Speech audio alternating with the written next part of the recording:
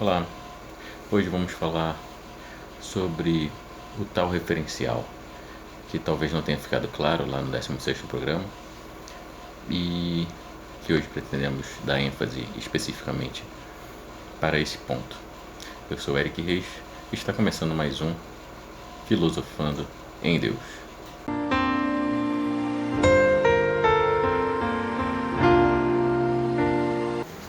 Olá, seja mais uma vez bem-vindo ao nosso canal. E agora para falar especificamente sobre o nosso referencial de vida. No 16º programa, nós respondemos ao questionamento sobre a divindade do Cristo. Eu declarei que eu, Eric, não saberia definir se Jesus era Deus ou não, mas que já tinha uma tendência a crer que sim, a partir do momento que eu conheci aquela informação que continha lá em Êxodo, como foi falado lá. Mas naquele programa eu aproveitei para falar dos outros referenciais criados pelas religiões. Quando eu falo criado pelas religiões, é porque fica meu questionamento, porque se nós já temos Jesus, é preciso eu dar ênfase a Davi, por exemplo, ou a Salomão, como existe um certo segmento religioso que inclusive construiu um templo, uma réplica do templo de Salomão. E por que falarmos nos santos católicos? É importante frisar que quando eu falo isso, não estou falando de você fiel que escolheu ser devoto de São Francisco ou da Maria Santíssima, por exemplo. Não estou falando disso. Não vejo problema de você fazer a sua homenagem a esses personagens que tiveram importância no cristianismo. Mas eu fico me perguntando por que as religiões promovem esses outros personagens enquanto deixam a vida do Cristo, que tem um lastro de informação e de saber e de moralidade que pode nos refletir, que não precisaria de outros personagens. Eu falo isso porque, e assim, ainda naquele momento, talvez alguém tenha entendido mal, naquele momento eu critiquei o fato de as religiões apontarem o Cristo como sendo divino. Talvez aí é opinião minha, não posso afirmar que essa é a verdade, para justamente tirar ele de foco. Como ele é divino, eu não posso olhar para ele justamente porque é impossível a gente alcançar aquela perfeição que é o Cristo. Mas será que é isso? Em certo momento, eu conversando com um amigo evangélico, e ele falou, que tem uma passagem que eu demorei muito para entender o que ela queria dizer. E ele estava mencionando a passagem da mulher adúltera, que estava para ser apedrejada em praça pública, justamente porque foi pega em adultério. E Jesus, de forma muito sábia, fez com que todos repensassem o seu julgamento. Acabou que ninguém apedrejou a mulher e foi embora. E a mulher esperava que o próprio Jesus a condenasse e ele não a condenou. E essa pessoa, esse amigo, ele falava que eu não entendia por que ele não condenou ela, já que ela estava em pecado. E aí ele falou, depois com o tempo, ele entendeu que ele não condenou porque ele é Deus e ele é Deus de misericórdia. É interessante, sim. Mas agora vamos olhar pelo lado humano, eu considerando Jesus apenas como homem. Naquele episódio em que ela tinha errado como todo mundo erra, assim como aqueles que iam apedrejar já tinham errado e acabaram não apedrejando justamente porque erraram. E Jesus quis mostrar ali Não que ele era Deus, mas que ele era um homem, e como homem não cabia a ele ser o julgador. Assim como a cada um de nós não cabe ser julgador de ninguém. Então não seria mais interessante eu olhar para esse Jesus humano e entender que eu tenho que evitar o julgamento, que o Eric tem que ser menos julgador? É nesse sentido que eu penso que seria mais proveitoso eu olhar para o Jesus humano e não o Jesus divino.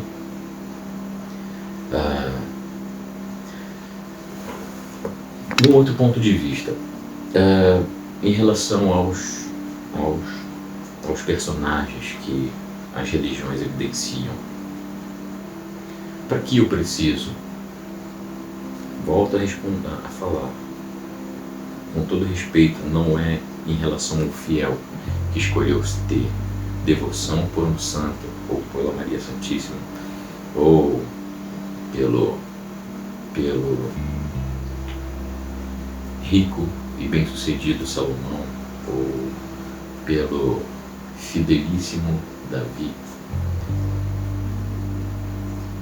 Não estou falando dessas pessoas, mas de quem injeta essa informação para os fiéis, daquele que é o líder, daquele que diz, olha, essa aqui é a Maria Santíssima.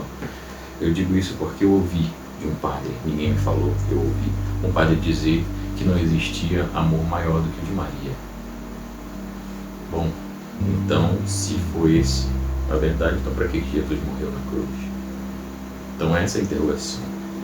Volto a falar, eu não quero ofender a sua fé em Maria Santíssima.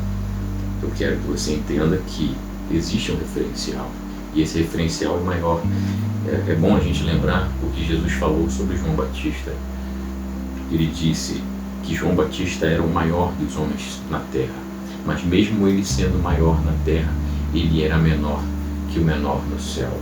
Lembra disso? Então, quero dizer para vocês que se a gente tem Jesus, eu não preciso pegar os outros personagens menores, porque eu já tenho o Cristo como referência. E em todos os episódios da nossa vida, a gente vai ver que eu tenho solução em Jesus. Mas quando eu uso um santo, você pode citar aí qualquer um, eu não me lembro, talvez eu vou pensar em Francisco de Assis, que foi um dos que abdicou de sua riqueza para viver conforme Cristo ensinou. Mas eu quero dizer que em todas as situações eu tenho um exemplo a ser tomado pelo Cristo. Mas quando eu injeto, eu te ofereço, eu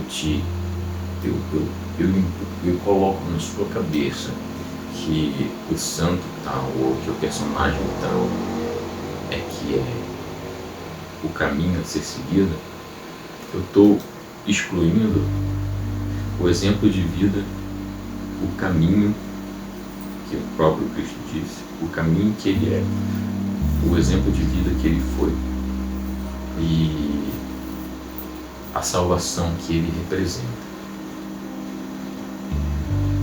Por que digo isso? Lá no passado, Jesus fez alguns alertas. Aliás, sempre que Jesus atacou, ele não atacou o ladrão, ele não atacou o corrupto, ele não atacou a prostituta. Essas pessoas ele acolhia. E sabe quem ele atacou? Os religiosos. Os fariseus, os saduceus, esses que eram os senhores da lei, esses que eram os religiosos da época, eram as pessoas que eram atacadas por Jesus. Então pense você, olha só o que Jesus quis dizer em Mateus 16. Jesus lhes disse, está em 16:6, atenção, cuidado com o fermento dos fariseus e dos saduceus. Naquele momento, os seus seguidores estavam imaginando que ele estava cobrando algo sobre o pão. E na verdade não, ele estava falando daquilo que os fariseus estavam alimentando, estavam fazendo crescer na cabeça de todo mundo. Então ele estava alertando, cuidado com isso. Mais adiante, lá em Mateus 23, 13, aí é mais extenso e eu quero ler por completo para vocês. Olha só o que diz lá em Mateus 23, 13. Ai de vós, escribas e fariseus, hipócritas, fechai aos outros o reino dos céus, mas vós mesmo não entrais, nem deixais aqueles que o desejam. Ai de vós, escribas e fariseus hipócritas, percorreis o mar e a terra para converter alguém, e quando conseguis, o tornais merecedor do inferno 2 vezes mais do que vós.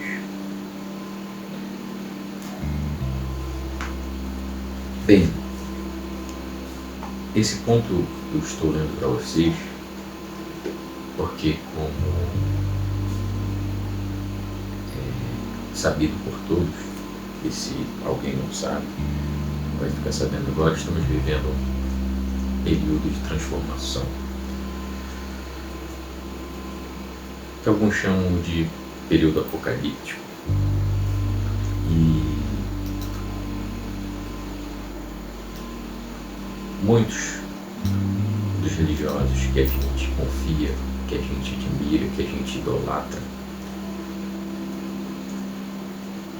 esses vão nos levar para o inferno, e vão levar porque a gente confia cegamente. Eu estou falando aqui de religiosos, mas podemos elencar de todo o universo, tanto político quanto artístico, tudo. Quando a gente segue cegamente alguém, a gente está sujeito a afundar tanto quanto essas pessoas que a gente idolatra. E talvez por isso, lá no Antigo Testamento, Deus tenha feito referência que não se fizesse idolatria naquele momento a imagens de pedra. Mas hoje a idolatria ela é ainda muito mais perigosa, porque o homem acaba confiando muito mais no outro homem do que no próprio Deus. E isso é muito grave, porque, como eu falei ainda agora, irá para o fogo, irá ficar fora do grande banquete quem escolher seguir cegamente esses e não parar um pouquinho para pensar: será que é esse o caminho mesmo? Será que é por aqui que eu vou? É importante lembrar que nós teremos 2 portas, uma larga e uma estreita. E esse caminho é você quem escolhe. Você pode escolher o caminho largo, agarrado a um ídolo seu, a um herói seu. Ou você pode avaliar, soltar e sozinho seguir a porta estreita. A opção de vocês. Claro que todos são livres para escolher o seu caminho. É claro que muitos que estão no mundo religioso vão escolher com a impressão de que estão escolhendo o melhor caminho e vão errar. Então, desapeguem de líderes, desapeguem de homens, se apeguem ao Cristo. Por isso faço referência: sigam o Cristo. Não é nenhum Eric. Aqui, quando a gente propôs esse programa, era justamente de fazer você refletir, de trazer opções, possibilidades. Mas quem sou eu para dizer que eu detenho a verdade? Não sou ninguém. Mas o Cristo é tudo. Só Ele é absoluto. É importante lembrar que o Cristo não é religião. Ou melhor, Lembra que eu falei lá no início, acho que no primeiro programa, que religião tem dois sentidos, o conotativo e o denotativo. O Cristo não é instituição religiosa, não é o sentido denotativo. Ele não quis criar uma nova religião. Muito pelo contrário, ele quis estabelecer um novo testamento, uma nova relação do homem para com Deus. Isso sim é religião, no sentido conotativo, é uma ligação do homem com Deus, através do que? De um novo testamento, um testamento de amor, um testamento de coração. Nesse Novo Testamento, Deus não quer de nós rituais, não quer algo do exterior, Ele quer algo do nosso interior, Ele quer o que está aqui dentro. Então, o problema não é você fazer uma homenagem ao santo X ou Y, ou você lembrar a mensagem de Davi, ou de Salomão, ou de Moisés. Mas lembrar que esses personagens são pequenininhos frente ao Cristo, que é o verdadeiro caminho, que é a verdadeira verdade, que é a árvore da vida. Esse programa é para falar disso. Continuem se cuidando em casa e estaremos passando por uma transformação. Ainda não vai melhorar, mas vamos superar se você tiver fé em Deus, se você tiver conversão, se você entregar todos os seus erros para Deus e pedir perdão por eles. Lembre que todos nós erramos. Não pense que o Eric na frente da câmera é alguém que não tem pecado, que se livrou de todos os seus pecados. Não. O Eric vai errar hoje e amanhã, mas ainda assim temos que buscar corrigir os nossos erros sempre. Tudo bem? Então a mensagem do programa de hoje é essa. Fiquem todos com Deus e até a próxima.